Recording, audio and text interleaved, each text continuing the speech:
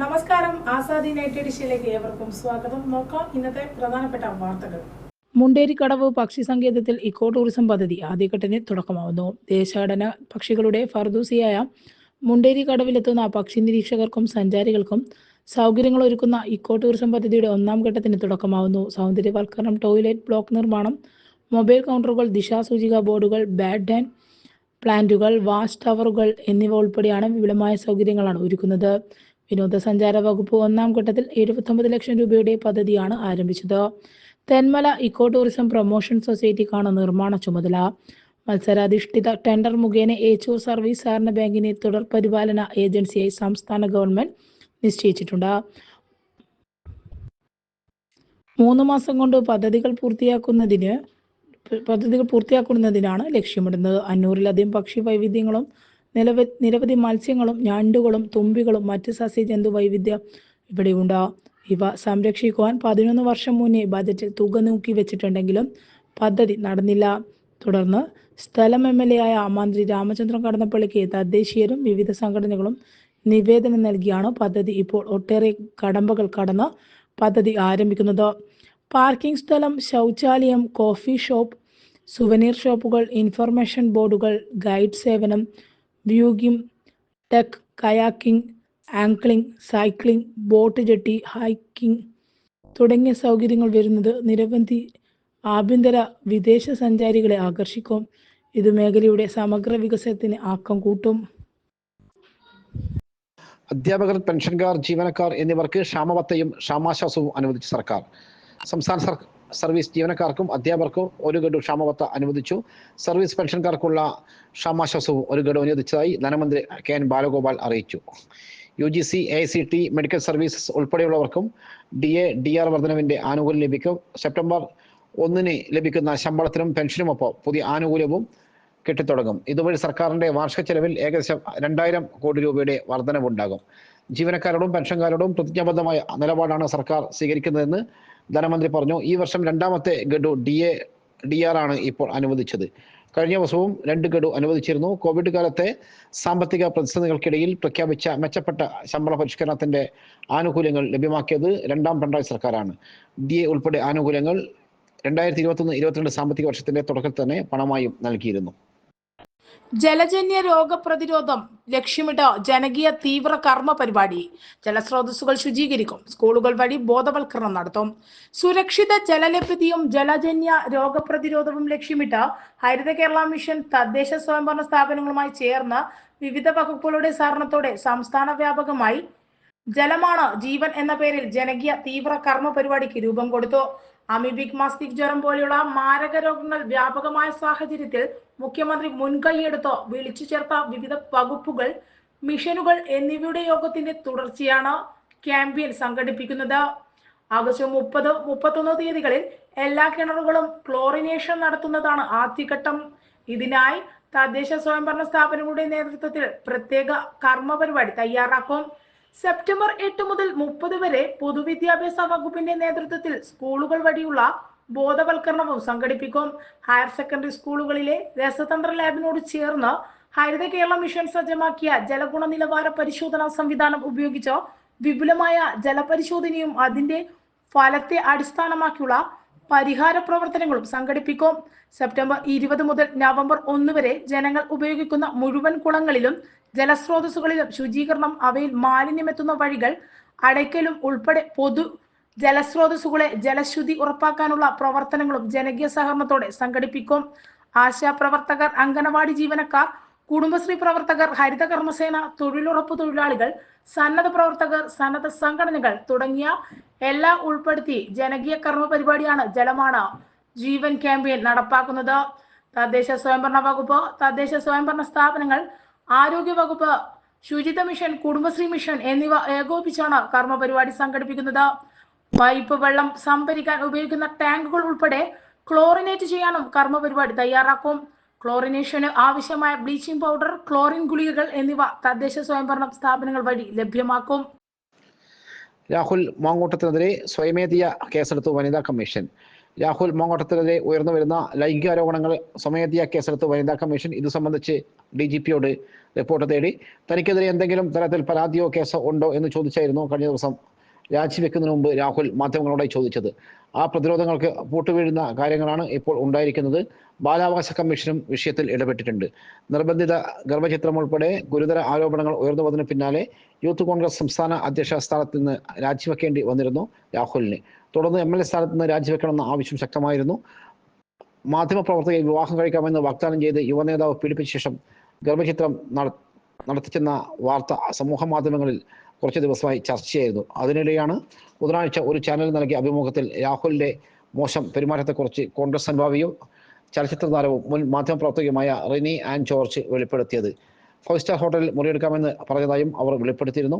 ഈ വിവരം മുതിർന്ന നേതാവിനെ അറിയിച്ചിരുന്നതായും അവർ ഒന്നും ചെയ്തില്ലെന്നും പകരം ഉന്നത സ്ഥാനം നൽകിയെന്നും പ്രതിപക്ഷ നേതാവ് VD സതീശിനെ രക്ഷാകർത്താവിന്റെ സ്ഥാനത്ത് കാണുന്ന നടി തുറന്നടിച്ചു. രാഹുൽ മാങ്കോട്ടത്തിലാണ് യുവനേതാവ് എന്ന് അവർ പറഞ്ഞില്ലെങ്കിലും വാക്കുകളിൽ നിന്ന് ഇത് വ്യക്തമായിരുന്നു. പിന്നാലെ എഴുത്തുകാരി ഹണി ഭാസ്കറും ട്രാൻസ്ജെൻഡർ വിവാദത്തിൽപ്പെട്ട അവന്തികയും അടക്കം നിരവധി പേർ രാഹുലിനെതിരെ രംഗത്ത് വന്നു. പലരും രാഹുൽ അയച്ച അശ്ലീല സന്ദേശമടക്കമുള്ള ഡിജിറ്റൽ തെളിവും പുറത്തുവിട്ടു. ഹണി ഭാസ്കറിനെതിരായ സൈബർ ആക്രമണത്തിൽ കേസെടുത്തു. 9 പേർക്കെതിരെ FIR രജിസ്റ്റർ ചെയ്തതാണ് വിവരം. ഹണിയുടെ പരാതിയിൽ തിരുവനന്തപുരം സൈബർ പോലീസാണ് കേസെടുത്തത്. രാഹുൽ മാങ്കൂട്ടത്തിനെതിരെ തുറന്നെഴുതിയതിന് പിന്നാലെ സാമൂഹ്യ മാധ്യമങ്ങളിൽ ഹണി വ്യാപക സൈബർ ആക്രമണം നേരിട്ടിരുന്നു. തുടർന്ന് സൈബർ ആക്രമണത്തിൽ കേസെടുക്കണമെന്ന് ആവശ്യപ്പെട്ട് മുഖ്യമന്ത്രിക്കും സംസ്ഥാന പോലീസ് മേധാവിക്കും ഹണി പരാതി നൽകിയിരുന്നു. കോൺഗ്രസ് നേതാവും പാലക്കാട് MLAയുമായ രാഹുൽ മാങ്കൂട്ടത്തിനെതിരെ സാമൂഹ്യ മാധ്യമങ്ങൾ കുറിച്ചതിന് ശേഷം ഹണി ഭാസ്കറിന് നേരെ വ്യാപക സൈബർ ആക്രമണമാണ് നടക്കുന്നത്. നിരവധി കോൺഗ്രസ് വനിതാ പ്രവർത്തകർ അതിക്രമങ്ങൾക്ക് ഇരയാകുന്നുണ്ട്. ഇക്കാര്യങ്ങളെല്ലാം അറിയാവുന്ന KPCC working president Shafi Parambil youth കോൺഗ്രസിലെ സ്ത്രീലംബടന്മാർക്കെതിരെ വനിതാ പ്രവർത്തകരുടെ പരാതികൾ ഗൗനിക്കാറില്ലെന്നും അവർ സമൂഹ മാധ്യമത്തിൽ കുറിച്ചു. രാഹുൽ നിന്ന് ഇത്തരം അനുഭവങ്ങൾ നേരിട്ട എത്ര സ്ത്രീകൾ ഉണ്ടാകുമെന്നും അവർ കുറിച്ചു. ജൂണിൽ ശ്രീലങ്കൻ യാത്ര നടത്തവെ സമൂഹ മാധ്യമത്തിൽ എനിക്ക് രാഹുൽ മെസ്സേജ് അയച്ചിരുന്നു. മറുപടി നൽകിയപ്പോൾ നിരന്തരം മെസ്സേജ് അയച്ച് ബുദ്ധിമുട്ടിച്ചു. ഈ മെസ്സേജുകളെ ദുർവ്യാഖ്യാനിച്ച് മറ്റ് കോൺഗ്രസ് നേതാക്കളോട് പറഞ്ഞു. സമൂഹ മാധ്യമങ്ങളിലും അല്ലാതെയും സ്ത്രീകൾക്കെതിരെ അതിക്രമങ്ങൾ നടക്കുന്ന കോൺഗ്രസുകാർ രാഷ്ട്രീയത്തിൽ തുടരാൻ അർഹരല്ലെന്നും അവർ പറഞ്ഞു. തില്ലങ്കേരി ഗ്രാമപഞ്ചായത്തിൽ ജല ബജറ്റ് പ്രകാശനം ചെയ്തു. ഹരിത കേരളം മിഷന്റെയും തില്ലങ്കേരി ഗ്രാമപഞ്ചായത്തിന്റെ നേതൃത്വത്തിൽ തയ്യാറാക്കിയ 2024-25 വർഷത്തെ ജല ബജറ്റ് ഗ്രാമപഞ്ചായത്ത് പ്രസിഡന്റ് P. ശ്രീമതി പ്രകാശനം ചെയ്തു. പഞ്ചായത്തിലെ ഗാർഹികം, കൃഷി, വ്യവസായം, വാണിജ്യം, മറ്റുള്ളവ എന്നിവ ആവശ്യങ്ങൾക്ക് ഒരു വർഷം ആവശ്യമായ ജലത്തിന്റെ അളവും ആയതിന് ലഭ്യമാകുന്ന വെള്ളത്തിന്റെ അളവും താരതമ്യം ചെയ്ത് കണക്കിലെടുത്ത് നടത്തിയാണ് ജല ബജറ്റ് തയ്യാറാക്കിയത്. ആരോഗ്യ വിദ്യാഭ്യാസ standing committee chairperson V. Vimala അധ്യക്ഷയായി. തലശ്ശേരി മത്സ്യ മാർക്കറ്റും മൊത്ത വിൽപ്പന കേന്ദ്രവും തലായിലേക്ക് മാറ്റും. സ്പീക്കർ തലശ്ശേരി മാർക്കറ്റും മൊത്ത വിൽപ്പന കേന്ദ്രവും തലായിലേക്ക് മാറ്റുമെന്നും ഇതിനായി രാഷ്ട്രീയ ഭേദമന്യേ എല്ലാവരും യോജിച്ച് പ്രവർത്തിക്കണമെന്നും നിയമസഭാ സ്പീക്കർ അഡ്വക്കേറ്റ് AN ഷംസീർ പറഞ്ഞു. കേന്ദ്ര സംസ്ഥാന സർക്കാരുകളുടെ സഹകരണത്തോടെ മത്സ്യമേഖലയിലെ സുസ്ഥിര വികസനം ലക്ഷ്യമാക്കി നടപ്പിലാക്കുന്ന പ്രധാനമന്ത്രി മത്സ്യസമ്പദ യോജനയുടെ ഘടക പദ്ധതിയായ സൗജന്യ ഫിഷ് വെൻഡിംഗ് ഓട്ടോ കിയോസ്ക് വിതരണോദ്ഘാടനം നിർവഹിച്ചു സംസാരിക്കുകയായിരുന്നു അദ്ദേഹം. 150 കോടിയോളം രൂപയുടെ വികസനമാണ് തലായി ഹാർബറിൽ നടപ്പിലാക്കുന്നത്. ഇതിന്റെ സാധ്യതകൾ എല്ലാവരും പൂർണ്ണമായും ഉപയോഗപ്പെടുത്താൻ സാധിക്കണമെന്നും തലശ്ശേരി മാർക്കറ്റ് കേന്ദ്രീകരിച്ചും പ്രവർത്തിക്കുന്ന എല്ലാവർക്കും മത്സ്യം വിൽക്കാൻ തലായി ഹാർബർ ഉപയോഗിക്കാൻ കഴിയുന്ന രീതിയിലേക്ക് മാറണമെന്നും സ്പീക്കർ പറഞ്ഞു. 5 കോടി രൂപയാണ് സൗജന്യ ഫിഷ് വെൻഡിംഗ് ഓട്ടോ കിയോസ്ക് പദ്ധതിക്കായി വകയിരുത്തിയിട്ടുള്ളത്. യൂണിറ്റ് 1-ന് 7.5 ലക്ഷം രൂപ വില വരുന്ന ഇലക്ട്രോണിക് ഓട്ടോ കിയോസ്ക് തെരഞ്ഞെടുക്കപ്പെട്ട 5 ഗുണഭോക്താക്കൾക്ക് 39 ലക്ഷം രൂപ ചെലവിലാണ് വിതരണം ചെയ്തത്. ഒറ്റത്തവണ ചാർജിൽ 130 കിലോമീറ്റർ കൂടുതൽ ദൂരം സഞ്ചരിക്കാൻ കഴിയുന്ന ഈ ഇലക്ട്രിക് മുച്ചക്ര വാഹനത്തിന് 250 കിലോഗ്രാമിലെ ഭാരം വഹിക്കാനാവും. മത്സ്യബന്ധനത്തിൽ ഏർപ്പെട്ടിരിക്കുന്നവരുടെ അധ്വാന ഭാരം ലഘൂകരിക്കുന്നതിനും വരുമാന വർധനവിനുമായി 150 ഐസ് ബോക്സുകൾ പദ്ധതിയുടെ ഭാഗമായി ഇതിനോടകം വിതരണം ചെയ്തിട്ടുണ്ട്. ഗുണഭോക്താവിന് 100% സബ്സിഡിയോടെ കൂടിയാണ് തൊഴിലുപകരണങ്ങൾ വിതരണം ചെയ്യുന്നത്. കേരള സംസ്ഥാന തീരദേശ വികസന കോർപ്പറേഷനാണ് പദ്ധതിയുടെ നിർവഹണ ഏജൻസി. തലായി ഹാർബറിൽ നടന്ന ചടങ്ങിൽ Thalassery municipal chairperson KM Jamuna Rani teacher അധ്യക്ഷയായി. KSSB Kozhikode regional manager KB Ramesh report അവതരിപ്പിച്ചു. Kannur fisheries deputy director R. Jugunu, Thalassery fisheries extension officer AK Sangeetha, Thalassery നഗരസഭ വാർഡ് കൗൺസിലറുമായ ജിഷ ജയചന്ദ്രൻ, ടെൻസി നോമിസ്, K. അജേഷ്, PP ഉസ്മാൻ എന്നിവർ പങ്കെടുത്തു. കണ്ണൂർ റവന്യൂ ജില്ലാ TTI കലോത്സവത്തിൽ യൂണിറ്റി IT മട്ടന്നൂർ ജേതാക്കൾ. 100 പോയിന്റ് നേടിയാണ് യൂണിറ്റി ജേതാക്കളായത്. ഗവൺമെന്റ് IT മാൻ കണ്ണൂർ, മലനാട് IT എന്നിവ 98 പോയിന്റ് വീതം നേടി രണ്ടാം സ്ഥാനവും, diet Kannur, Mathamangalam government IT എന്നിവ 96 പോയിന്റ് വീതം നേടി മൂന്നാം സ്ഥാനവും പങ്കിട്ടു. രാവിലെ രജിസ്ട്രേഷൻ മ്യൂസിയം മന്ത്രി രാമേന്ദ്രൻ കടന്നപ്പള്ളി ഉദ്ഘാടനം ചെയ്തു. കലോത്സവങ്ങളെ കേവലം മത്സരവേദികൾ മാത്രമായി കാണാതെ അത് വിദ്യാഭ്യാസ സാമൂഹ്യ ജീവിതത്തിൽ ഉപയോഗപ്പെടുത്താൻ ശ്രദ്ധിക്കണമെന്ന് മന്ത്രി പറഞ്ഞു.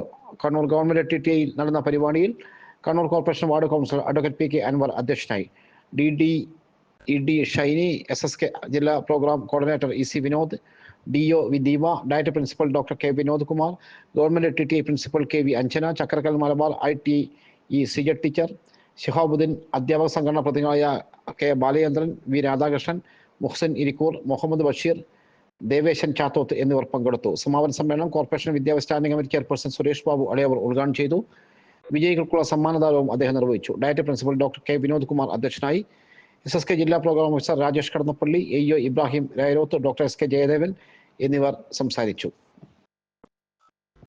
നിയുക്തി 2025 തൊഴിൽമേള 68 പേർക്ക് നിയമനം. 183 ചുരുക്കപ്പട്ടികയിൽ. തൊഴിലന്വേഷകർക്ക് പുത്തൻ പ്രതീക്ഷകൾ തുറന്ന് ജില്ലാ എംപ്ലോയ്മെന്റ് എക്സ്ചേഞ്ചും എംപ്ലോയബിലിറ്റി സെന്ററും പാനൂർ ജ്യോതിസ് വിദ്യാഭ്യാസം പദ്ധതിയുടെ സഹകരണത്തോടെ സംഘടിപ്പിച്ച നിയുക്തി 2025 തൊഴിൽമേളയിൽ 68 പേർക്ക് നിയമനം ലഭിച്ചു. 547 പേർ പങ്കെടുത്ത മേളയിൽ 183 പേർ ചുരുക്കപ്പട്ടികയിൽ ഇടം നേടി. SSLC ബിരുദം, ബിരുദാനന്തര ബിരുദം, ITA, BTech എഞ്ചിനീയറിംഗ് തുടങ്ങിയ വിവിധ വിദ്യാഭ്യാസ യോഗ്യതയുള്ളവർക്കായി engineering, automobile management, hospital, spoken English trainer, Chinese cook, tailoring, ധനകാര്യം, മറ്റ് സേവന മേഖലകൾ എന്നിവിടങ്ങളിൽ നിന്നായി 450-ലേറെ ഒഴിവുകളാണ് ഉണ്ടായിരുന്നത്. 25 തൊഴിൽ സ്ഥാപനങ്ങൾ പങ്കെടുത്തു. പാനൂർ UP സ്കൂളിൽ നടന്ന പരിപാടി KP മോഹനൻ MLA ഉദ്ഘാടനം ചെയ്തു. നഗരസഭാ ചെയർപേഴ്സൺ KP ഹാഷിം അധ്യക്ഷനായി. കൂത്തുപറമ്പ് നഗരസഭാ chairman V Sujatha teacher, Koothuparamba block panchayat president R Sheela, ഗ്രാമപഞ്ചായത്ത് പ്രസിഡന്റുമാരായ C Rajeevan, NB ഷീനിജ, P Valsan, K Latha, നഗരസഭാ കൗൺസിലർമാരായ P Usman, PK Praveen, K Ratnakaran, block panchayat അംഗം KP യൂസഫ്, ജില്ലാ employment exchange officer, employment officer PK Ajesh, Jyothis coordinator Dineshan Meethal, Panoor UP management പ്രതിനിധി E Suresh Babu, Thalassery employment officer Biju പറമ്പ് കിഴക്കേ എന്നിവർ സംസാരിച്ചു.